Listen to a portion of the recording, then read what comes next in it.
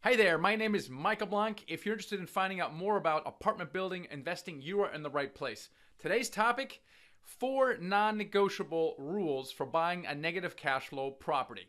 Hey, not sure if you want to do that, but stick around to find out how to do it. All right, now why would you ever want to buy a negative cash flowing property or low prime property? And the answer is you probably don't want to. What I'm about to describe to you is kind of an advanced strategy, okay? So if you're just starting out, I would say don't even try this. But let's say you have a deal that has a very low cash flow because you're adding a lot of value. Now, sometimes you may want to do this. For example, if a building is half empty or let's say completely vacant, does that mean that you shouldn't do the deal? Depends a little bit on where you are in your experience, right? If you're a newbie, I would say stay away from stuff like that. But if you've maybe done a deal or two, or you've aligned yourself with a more experienced partner, or you found the deal and you're going to align yourself with a more experienced partner, here's how you do it. There's 4 things that are really, really important. All right, number 1 is to accurately model the financial projections. Everything's driven by financial projections. Cash flow is one consideration, but the overall return is also very important. So what you need is a very accurate financial model. And there's, you can build your own model if you want, or you can buy mine. It's called a syndicated deal analyzer. Just Google syndicated deal analyzer. You'll find it. It's $129. And that'll do the job, right? So what you want to do is you want to model. You need that model because you need to build on all your assumptions. So if you can have low cash flow, you understand when you're getting cash flow, what is your overall return, so you can decide whether the deal is worth or not doing. So that's rule number 1 is get an accurate model. Number 2 is to be conservative with this accurate model, okay? So here's the thing. In my experience, things always cost more and take longer than you expect. So if you think something will take 3 months, double it. Use 6, right? If something costs 10 grand, figure it costs 20 grand. And then work that into your deal. And if the deal still works, great.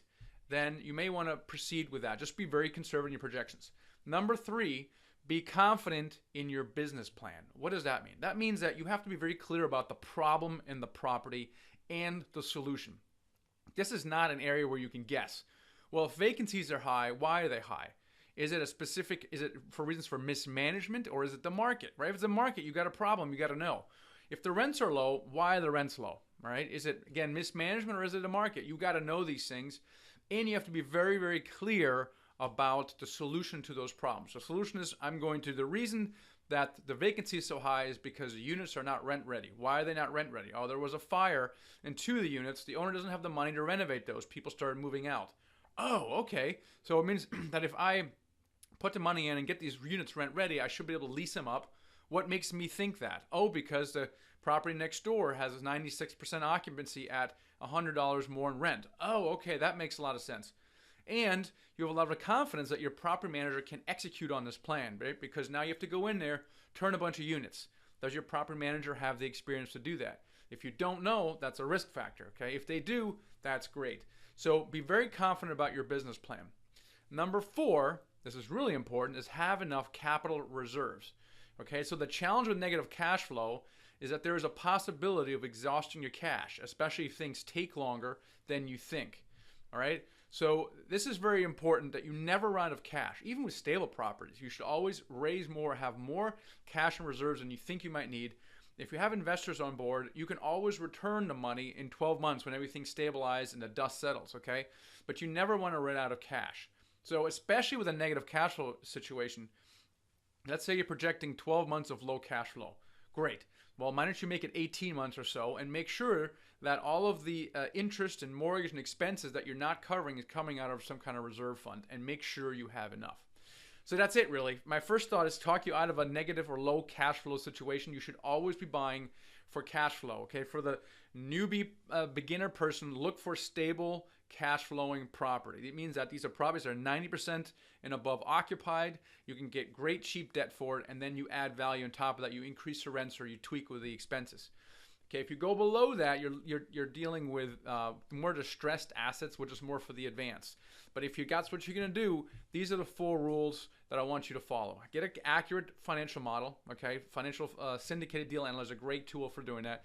Be conservative. Things always cost more, take more time. Be really confident about your business plan that you want to do, and have enough capital reserves. If you stick to those rules, you should be all right. Make sure you have the experience that you yourself or you partner with someone with experience. Now, speaking of experience, we have our Dealmaker Live conference coming up in Dallas, July 26 and 27. It's going to be the biggest event of the year. Everyone in multifamily is going to be around there. If you're a passive investor, you want to be there. If you're a deal finder, if you're a syndicator or capital raiser, you want to be there. We have a fantastic set of speakers that you will recognize, already confirmed for that, and we're going to kind of drip out these things over time. So go to themichaelblank.com/event to grab your tickets. That's Dealmaker Live, Dallas, July 25, 27. All right, guys. Catch you guys later. Ooh, before I let you go here, make sure you subscribe to my channel. Okay, make sure you subscribe to the channel. Click that button here. Grab my free ebook, The Secret to Raising Money. Super key. And watch this next video coming up here. So thanks so much. Catch you guys later.